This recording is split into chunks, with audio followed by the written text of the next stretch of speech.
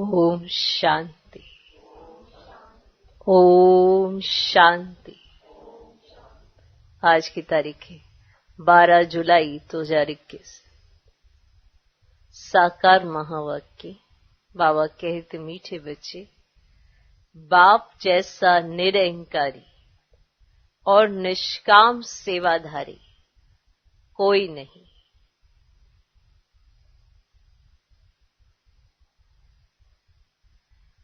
बाप जैसा निरहंकारी और निष्काम सेवाधारी कोई नहीं।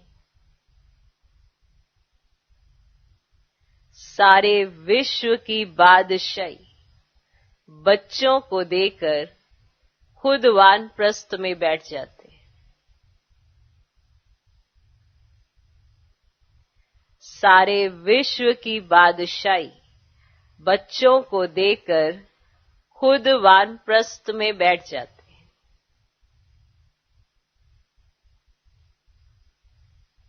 बाबा कहते मीठे बच्चे, बाप जैसा निरहंकारी और निष्काम सेवाधारी कोई नहीं।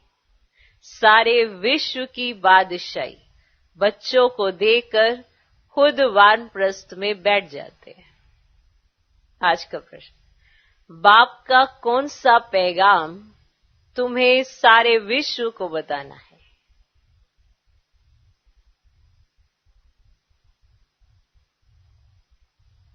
बाप का कौन सा पैगाम तुम्हें सारे विश्व को बताना है? उत्तर, सभी को बताओ, सभी को बताओ कि तुम दुख हरता सुख करता के बच्चे हो। सभी को बताओ कि तुम दुख हरता सुख करता के बच्चे हो। तुम्हें कभी भी किसी को दुख नहीं देना है। तुम्हें कभी भी किसी को दुख नहीं देना है।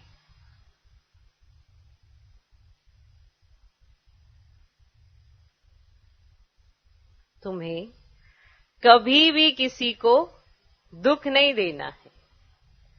तुम सुखदाता बाप को याद करो।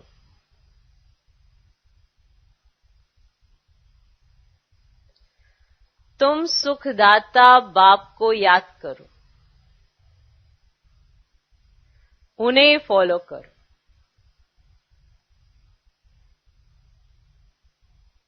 उन्हें फॉलो करो तो आधा कल्प के लिए सुखधाम में चले जाएंगे।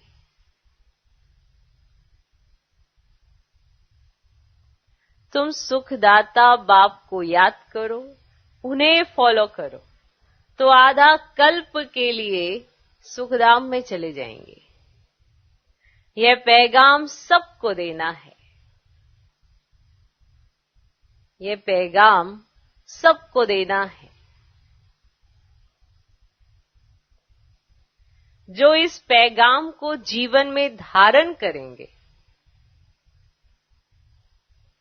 जो इस पैगाम को जीवन में धारण करेंगे,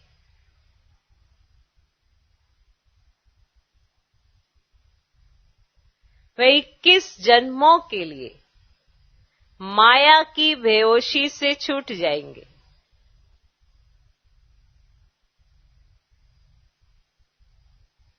जो इस पैगाम को जीवन में धारण करेंगे, वे 21 जन्मों के लिए माया की बेहोशी से छूट जाएंगे। तो प्रश्न, बाप का कौन सा पैगाम तुम्हें सारे विश्व को बताना है? उत्तर, सभी को बताओ कि तुम दुख हरता सुख करता के बच्चे हो। तुम्हें कभी भी किसी को दुख नहीं देना है। तुम सुखदाता बाप को याद करो, उन्हें फॉलो करो तो आधा कल्प के लिए सुखधाम में चले जाएंगे। यह पैगाम सबको देना है। जो इस पैगाम को जीवन में धारण करेंगे, वे 21 जन्मों के लिए माया की बेहोशी से छूट जाएंगे। आज का गीत है हमारे तीरथ न्यारे हैं। ओम शांति। मीठे मीठे रूहानी बच्चे इस गीत का अर्थ तो समझ गए? समझ गए? हम आत्माओं का वह बाप है, मुख्य है ही आत्मा। अभी तुम बच्चे जानते हो हमारी आत्मा परम पिता परमात्मा के सम्मुख बैठी है। जानते हो हमारी आत्मा परम पिता परमात्मा के सम्मुख बैठी है। तुम्हारी सोल सुप्रीम सोल के सामने बैठी है। तुम्हारी सोल सुप्रीम सोल के सामने बैठी है। तुमको तो अपना शरीर है, इनको लोन लिया हुआ शरीर है। गुरु लोग मनुष्यों को यात्रा पर ले जाते हैं। भक्ति मार्ग के ढेर गुरु हैं। भारत में तो स्त्री अपने पति को भी गुरु ईश्वर समझती है। बाप बच्चों को समझाते हैं, तुम बच्चे हो ना, समझते हो हम बेहद के बाप के बच्चे हैं। बेहद का बाप फिर से लेने आए हैं। अभी हमें सदगति को पाना है, ये तो निश्चय है ना। सारी दुनिया दुर्गति में है, पतित है, पावन होने के लिए बुलाते हैं। तो भारत में कितने ढेर के ढेर गुरु हैं।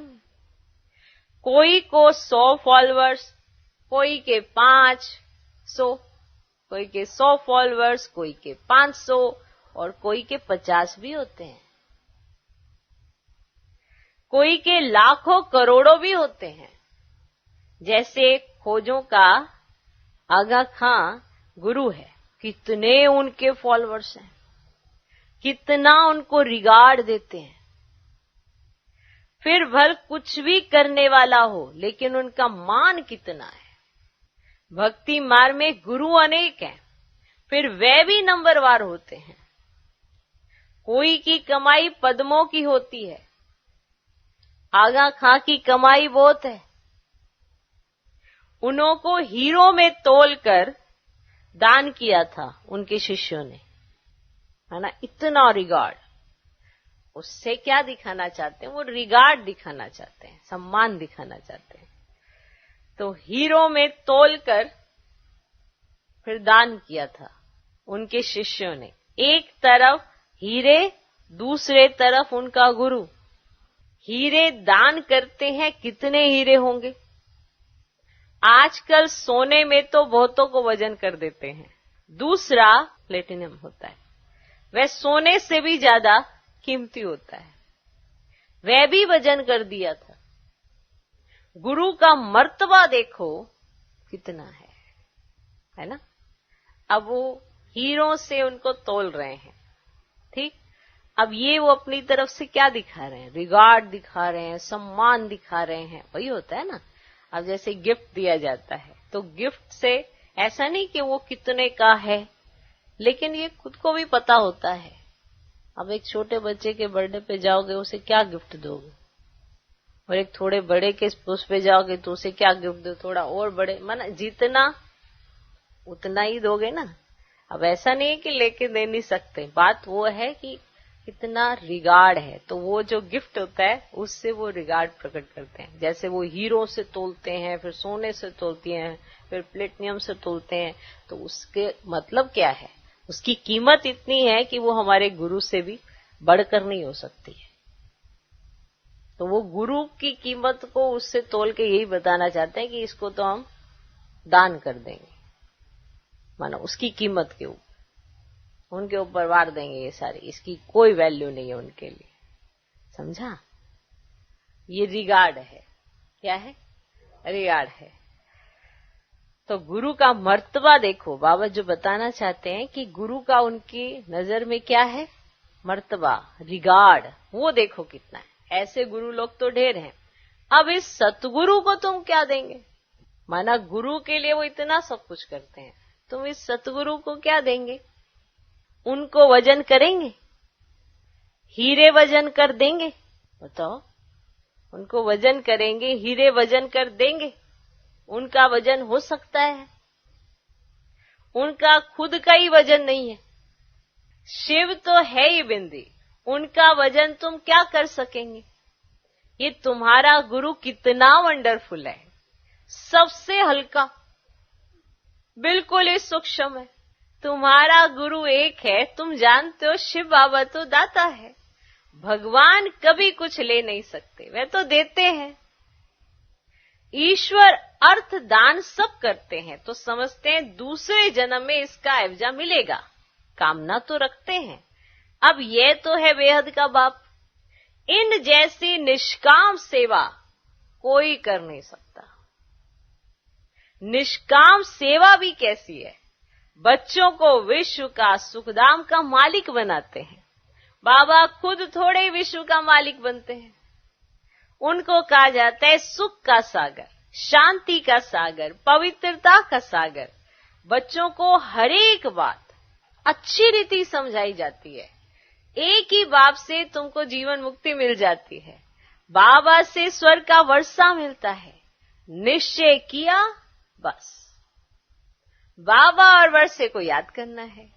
इनको कहते ज्ञान का सागर।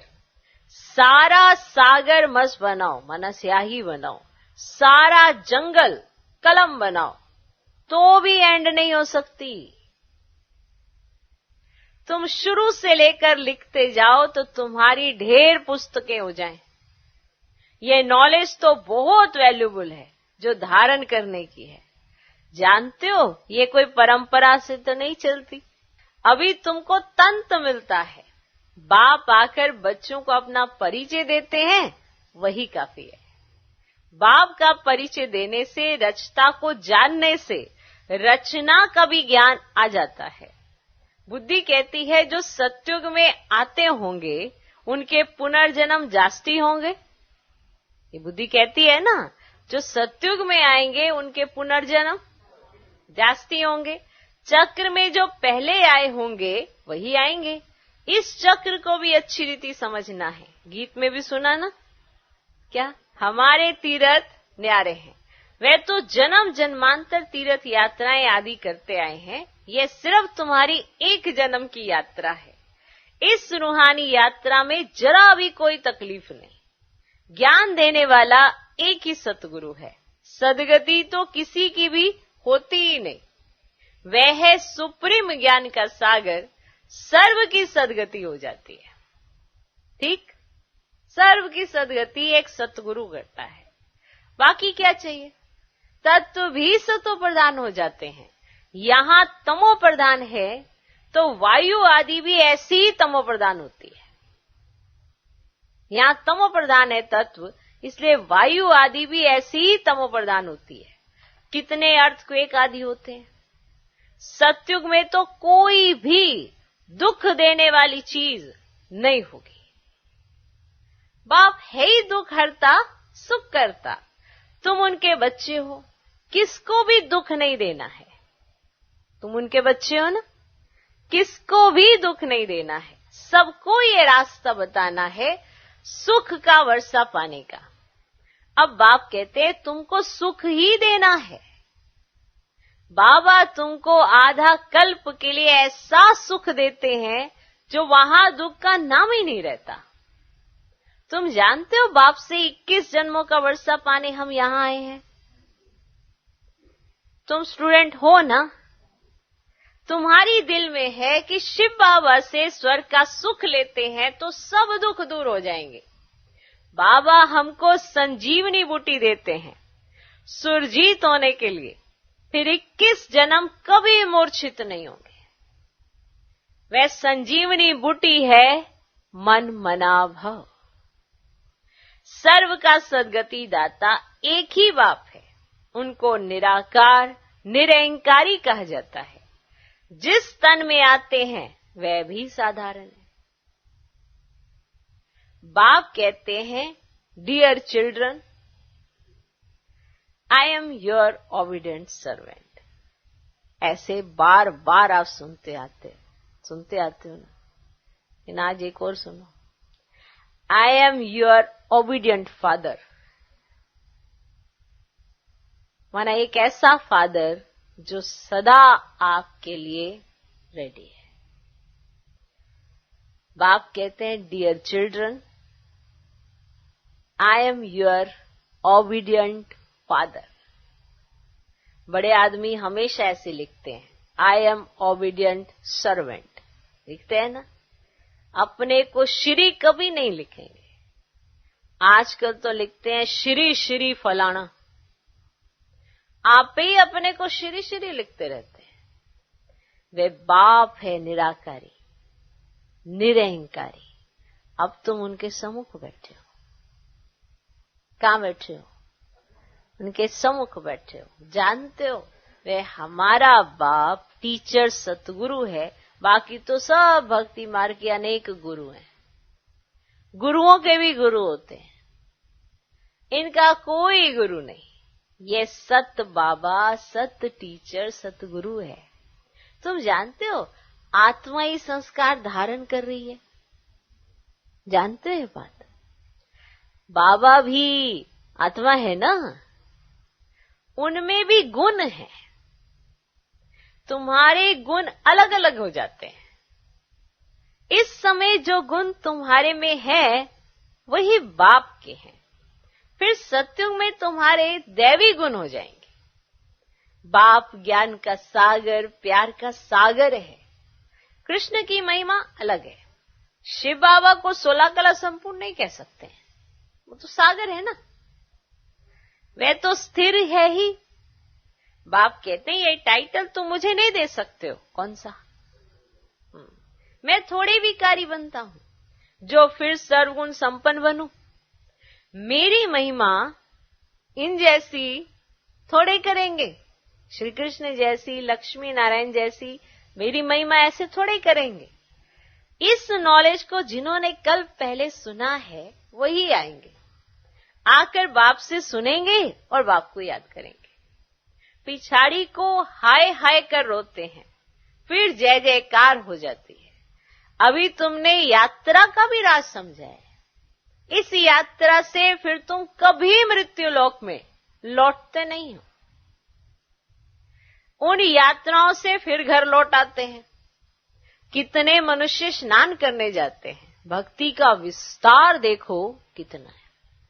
जैसे झाड़ कितना बड़ा अथाह होता है ना, बीज तो बिल्कुल छोटा होता है, वैसे भक्ति का भी विस्तार कितना है। ज्ञान का एक टुबका भी सदगति कर देता है। भक्ति में उतरते उतरते आधा कल्प लग जाता है।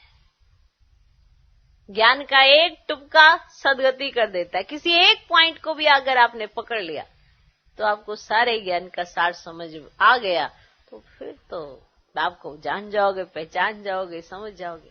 और भक्ति में तो उतरते उतरते आधा कल्प लग जाता है। यहां तुमको सीढ़ी चढ़ने में 1 सेकंड लगता है। एक बार निश्चय हुआ, सीढ़ी चढ़ी। लिफ्ट कितनी अच्छी है, नीचे से एकदम ऊपर, ऊपर नीचे से एकदम नीचे आए हुए ना, एकदम ऊपर अपने घर ले जाती है। ऐसी सीढ़ी है, ऐसी लिफ्ट है ये। इसको कहा जाता है चढ़ती कला सर्व का भला। सर्व का सदगति दाता एक बाप ही है। अब ज्ञान भक्ति का फर्क देखा? देखा भक्ति में कैसे उतरते उतरते उतरते कहां, और ज्ञान मार्ग में आए 1 सेकंड में सदगति। तो ज्ञान, भक्ति, वैराग्य है ना। सन्यासियों का है हद का वैराग्य, और बाप ने समझाया वैराग्य 2 प्रकार का है। एक है हद का वैराग्य जिससे कोई सदगति नहीं होती, और दूसरा है बेहद का वैराग्य जिससे तुम्हारी सदगति हो जाती है। अभी सदगति के लिए तुम बच्चों को श्रीमत मिलती है श्रेष्ठ ते श्रेष्ठ बनने की। अब श्रेष्ठ दुनिया की स्थापना हो रही है श्रीमत पर। यह भ्रष्ट दुनिया रावण की मत पर बनी है। हम श्रेष्ठ बन रहे हैं, ये बातें तुम ही जानो, दुनिया बिल्कुल नहीं जानती है। तुम्हारे लिए तो कहते हैं ये ब्रह्मा कुमारियां विनाश कराने वाली हैं। सचमुच विनाश तो होना ही है, इससे ही तो कल्याण होना है। कल्याणकारी बाप आते हैं तो महाभारी लड़ाई लगती है ना। भगवान आते हैं तो लड़ाई लगती है। क्यों? क्योंकि वो नई दुनिया आनी होती है, तो पुरानी दुनिया का विनाश होता है। तो जब ऐसी बातें समझाते हैं कि नई दुनिया आने वाली है, तो उसके पीछे ये भी बताना पड़ता है कि ये सब तो खत्म होने वाला है। तो वो समझते हैं कि ये तो विनाश विनाश ही करते रहते हैं। तो सचमुच विनाश तो होना ही है, इससे ही तो कल्याण होना है। कल्याणकारी बाप आते हैं तो महाभारी लड़ाई लगती है। कहेंगे हमने कहा था ना कि ब्रह्मा कुमारियां विनाश करेंगी। बरोबर विनाश तो होना ही है, पुरानी दुनिया विनाश होगी। हम नई दुनिया स्थापन करते हैं, पुरानी के बाद नई जरूर है ही। कल्प कल्प विनाश होता है, तभी तो भारत में स्वर्ग के द्वार खुलते हैं। परंतु वे लोग समझे कैसे? आगे चलकर बहुत समझेंगे। बाप जब आते हैं तो पुरानी दुनिया सारी स्वाहा हो जाती है।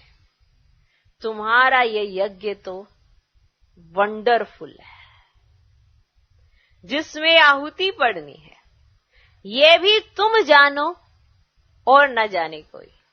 विजय तो पांडवों की होनी है और सब खत्म हो जाएंगे। बाकी तुम पांडव रहते हो, फिर नई दुनिया में राज्य करते हो। ये नॉलेज बड़ी वंडरफुल है ना? ये नॉलेज बड़ी वंडरफुल है। सबका दुख हरता, सुख करता, सदगति देने वाला एक ही बाप है।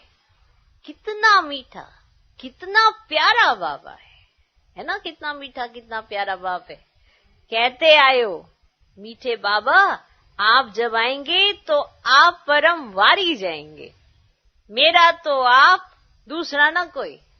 अब इसका मतलब यह नहीं कि घर बार छोड़ यहां आकर बैठेंगे, नहीं। गृहस्थ व्यवहार में भल रहो, 7 रोज का कोर्स ले, फिर कहां भी जाओ, मन मना भव। बाप को याद करना है और वर्षा पाना है, बस याद की यात्रा में रहना है, इससे ही बेड़ा पार है। ये भी तुम जानते हो, पवित्र रहना है, चीची खाना आदि नहीं खाना है। मुरली तो मिलती ही है, कोई समय मुरली नहीं भी मिलेगी। माने जब ऐसा हो जाता है ना समय, तो फिर मुरली नहीं भी मिलेगी, आफतें आएंगी, हंगामा आदि हो जाएगा, तो मुरली मिल नहीं सकेगी। इसीलिए सबको अपनी मुरलियां संभाल संभाल के रखनी चाहिए। तुम इन आंखों से जो कुछ देखते हो वह नहीं रहेगा, सब भस्म हो जाएगा। परले तो होती नहीं, दुनिया तो एक ही है, नई सो पुरानी होती है। न्यू वर्ल्ड, ओल्ड वर्ल्ड कहा जाता है ना। अब तो कहेंगे यह ओल्ड वर्ल्ड है, बाकी थोड़ा समय है।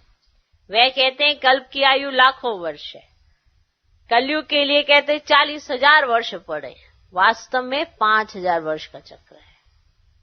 तुम्हारी बुद्धि में सारी नॉलेज है, मनुष्य तो बिल्कुल पत्थर बुद्धि है। एक्टर्स होकर ड्रामा के क्रिएटर और डायरेक्टर को ना जाने तो उनको क्या कहेंगे? वर्ल्ड की हिस्ट्री, ज्योग्राफी कैसे रिपीट होती है, ये भी तो जानना चाहिए ना, जानना चाहिए ना। जो अच्छी रीति जानते हैं, बुद्धि में धारण कर औरों को धारण कराते हैं, वे ऊंच से ऊंच पद पाते हैं। बाप कहते हैं जो नॉलेज मेरे में थी वह अब तुमको दे रहा हूं। ड्रामा प्लान अनुसार मैं रिपीट करता हूं, मेरा भी ड्रामा में पार्ट है, भक्ति मार्ग में भी पार्ट बजाया। अब तुमको आकर अपना और रचना के आदि मध्यांत का परिचय देता हूं। मैं भी ड्रामा के बंधन में हूं, मैं आता ही एक बार हूं अपना परिचय देने और रचना के आदि मध्यांत का नॉलेज सुनाने। अच्छा, मीठे मीठे सिक्के लदे बच्चों प्रति माता पिता बाप दादा का याद, प्यार और गुड मॉर्निंग। रूहानी बाप की रूहानी बच्चों को नमस्ते। हम रूहानी बच्चों की भी रूहानी बाप को नमस्ते नमस्ते नमस्ते। Good morning good morning good morning. धारणा के लिए मुख्य सार, पहला पॉइंट, बाप समान ओबीडियंट बनना है। बाप समान ओबीडियंट बनना है। कभी भी किसी बात में अपना अहंकार नहीं दिखाना है। बाप समान ओबीडियंट बनना है। कभी भी किसी बात में अपना अहंकार नहीं दिखाना है। निराकारी और निरहंकारी होकर रहना है। निराकारी और निरहंकारी होकर रहना है। बाप समान ओबीडिएंट बनना है। कभी भी किसी बात में अपना अहंकार नहीं दिखाना है। निराकारी और निरहंकारी होकर रहना है। दूसरा पॉइंट, बाप, टीचर और सतगुरु के कंट्रास्ट को समझ। बाप, टीचर और सतगुरु के कंट्रास्ट को समझ निश्चय बुद्धि बन श्रीमत पर चलना है।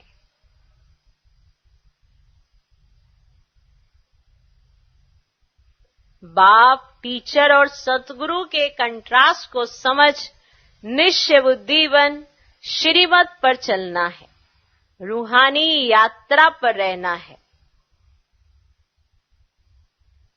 रूहानी यात्रा पर रहना है।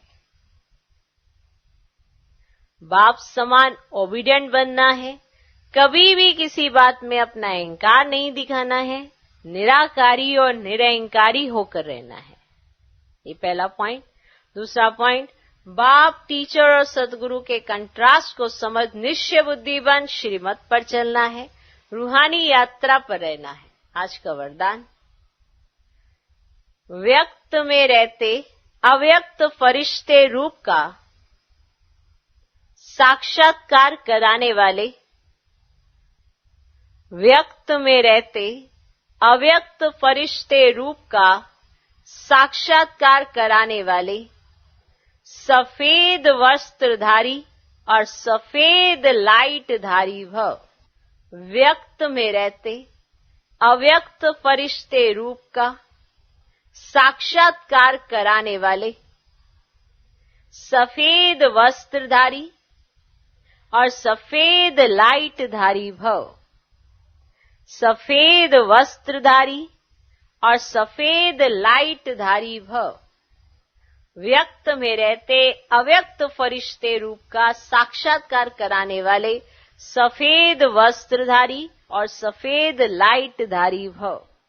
जैसे अभी चारों ओर ये आवाज फैल रहा है कि ये सफेद वस्त्रधारी कौन है और कहां से आए हैं, ऐसे अब चारों ओर फरिश्ते रूप का साक्षात्कार कराओ। इसको कहा जाता है डबल सेवा का रूप। जैसे बादल चारों ओर छा जाते हैं, ऐसे चारों ओर फरिश्ते रूप से प्रकट हो जाओ। जहां भी देखे तो फरिश्ते ही नजर आए। लेकिन ये तब होगा जब शरीर से डिटैच होकर अंत्यवाहक शरीर से चक्र लगाने के अभ्यासी होंगे। मनसा पावरफुल होगी। फिर से सुनो, जैसे अभी चारों ओर ये आवाज फैल रहा है कि ये सफेद वस्त्रधारी कौन है और कहां से आए हैं, ऐसे अब चारों ओर फरिश्ते रूप का साक्षात्कार कराओ। इसको कहा जाता है डबल सेवा का रूप। जैसे बादल चारों ओर छा जाते हैं, ऐसे चारों ओर फरिश्ते रूप से प्रकट हो जाओ। जहां भी देखें तो फरिश्ते ही नजर आए। लेकिन ये तब होगा जब शरीर से डिटैच होकर अंत्यवाहक शरीर से चक्र लगाने के अभ्यासी होंगे। मनसा पावरफुल होगी। आज का स्लोगन, सर्व गुणों व सर्व शक्तियों के अधिकारी बनने के लिए आज्ञाकारी बनो। सर्व गुणों व सर्व शक्तियों के अधिकारी बनने के लिए आज्ञाकारी बनो। ओम शांति।